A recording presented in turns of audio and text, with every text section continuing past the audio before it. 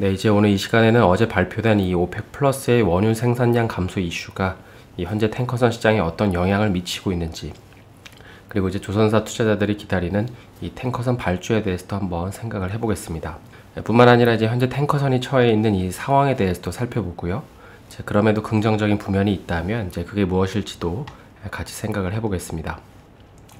일단 이제 어제 대부분의 시장 참여자들이 중요하게 생각했던 이 이슈 중에 하나가 바로 오펙 플러스의 200만 배럴 감산 이슈가 있을 텐데요. 그래서 이제 이 기사의 내용을 보게 되면은 이번 이제 감산 규모는 그 지난 코로나 시기인 2020년 4월 이후에 그 이후에 최대 감산 수치라고 하는데, 그래서 이제 많은 분들이 앞으로 시중에 풀리는 기름의 양이 부족해지니까 유가가 이제 오르겠구나라고 생각을 하고 계시고, 실제로 이제 어제 골드만삭스도 유가 목표치를 이제 110불까지 이제 상향을 했습니다. 그런데 이제 사실 이 내용을 조금 더 자세히 보면 이제 이거는 그 실제 생산량을 감산하는 게 아니라 이 쿼터를 감산한다는 말인데요. 이게 이제 무슨 말이냐면, 이제 이 표를 보시면 먼저 이 첫째 줄은 그 올해 생산하도록 할당된 이제 원유량이고요. 이제 8월 기준인데요. 그리고 이제 그 다음 이 카테고리는 이제 각국마다 얼마나 이번에 이제 감산을 할 건지, 그리고 이제 마지막은 이제 이번에 새로 합의한 할당량입니다. 그래서 이제 이걸 총합해 보면 이 오펙 플러스는 이제 11월부터 200만 배럴을 이제 감산해서 생산을 하겠다는 것이죠. 그러니까 200만 배럴만큼의 생산 쿼터가 이제 줄어든다는 이제 그런 말인 것입니다. 그런데 이제 이것만 보고 그러면 이제 앞으로 11월부터는 이 문자 그대로 200만 배럴이 이제 덜 생산되겠구나라고 생각해서는 안 되는데요. 왜냐하면 이제 현재 그 산유국들은 그 실제 이제 배정된 쿼터보다도 이제 모자라게 생산을 하고 있기 때문입니다. 그래서 이제 실제로 이 기사를 보게 되면은 이제 지난 8월에 그 오펙 플러스의 원유 생산량은 이제 목표치보다 그 3,500만 이 배럴 하회했는데, 쿼터, 그러니까 이제 정해진 목표치보다 이제 생산을 이제 못하고 있다는 거죠.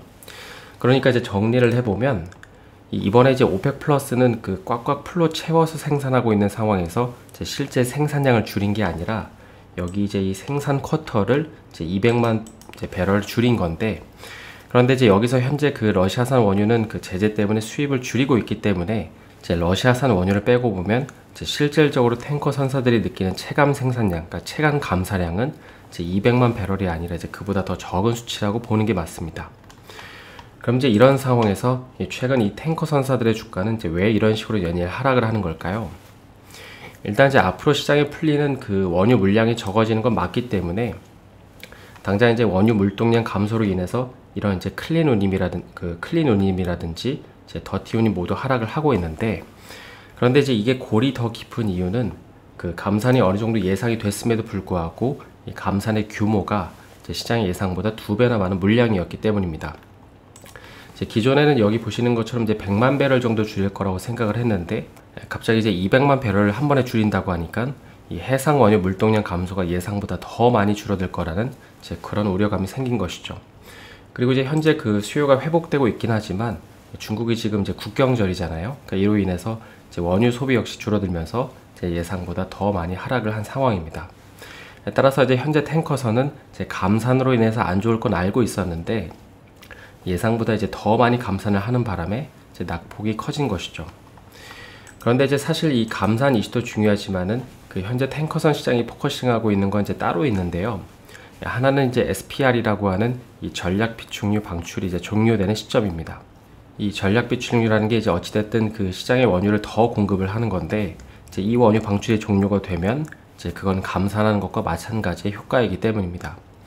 실제로 이제 현재 중국이 그 미국으로부터 원유를 대거 수입을 하고 있기 때문에 최근에 이제 톤마의 상승에 따른 이제 운임도 좋았던 건데, 그런데 이제 그 수입하고 있는 원유가 바로 이 미국의 전략 비축유였습니다. 그래서 이제 어제 일단 그 오펙 플러스의 결정 이후에 이제 미국은 이런 식으로 이제 추가 방출을 하기로 결정을 했는데, 그런데 이제 문제는 이 비축유를 이제 하도 많이 방출하다 보니까 이제 이런 식으로 재고가 줄어들고 있다는 것입니다. 이게 이제 아직 많이 남아 있다고 보실 수 있지만은 벌써 몇 개월 만에 그 3분의 1이나 되는 물량이 이제 줄어들었습니다. 그래서 이제 이게 무한한 양이 아니기 때문에 이제 어느 시점에선가 재고를 확충하기 위해서는 이제 비축유 방출을 중단하겠죠.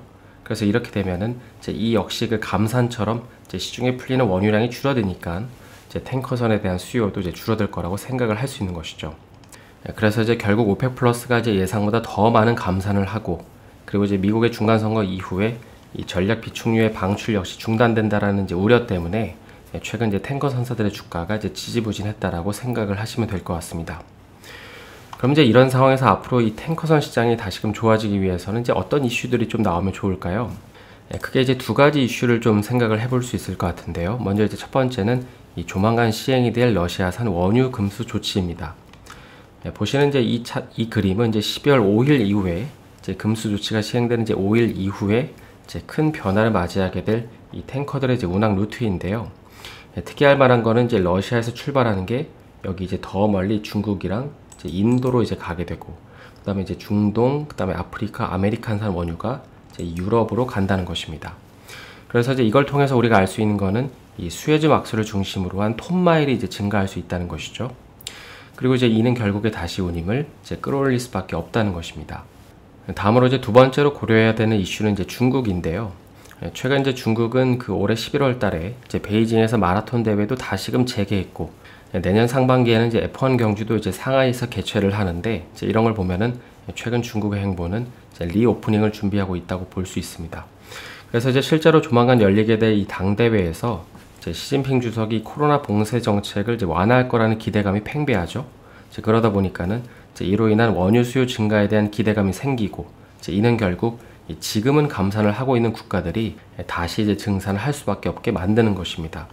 그리고 이제 결국 다시 증산을 한다면 이제 이는 결국에 이제 원유 해상 물동량이 증가하기 때문에 이제 탱커 수요 역시 이제 늘어날 거라고 기대를 할 수 있는 것이죠. 뿐만 아니라 이제 여기에 하나만 더 더하면 이제 오늘 나온 뉴스인데, 이제 미국이 이제 원유 생산량을 늘리기 위해서 이 베네수엘라 제재를 완화하기로 결정을 했는데, 물론 이제 이게 뭐 다음 주부터 갑자기 이제 엄청난 양의 원유를 생산할 수 있는 그런 건 아니지만, 이제 향후에 이제 늘어날 물량까지 감안을 하면 탱커선의 수요가 이제 다시금 늘어날 거라는 이제 기대를 해볼 수 있는 것이죠. 그래서 이제 오늘은 오펙 플러스의 감산이 의미하는 것과 향후 이제 탱커 시장에서 눈여겨볼 만한 이제 이슈들을 좀 살펴봤는데요. 멤버십에 가입하시면 이러한 정보를 이제 실시간으로 받아볼 수 있는 만큼 많은 분들의 관심 부탁드립니다.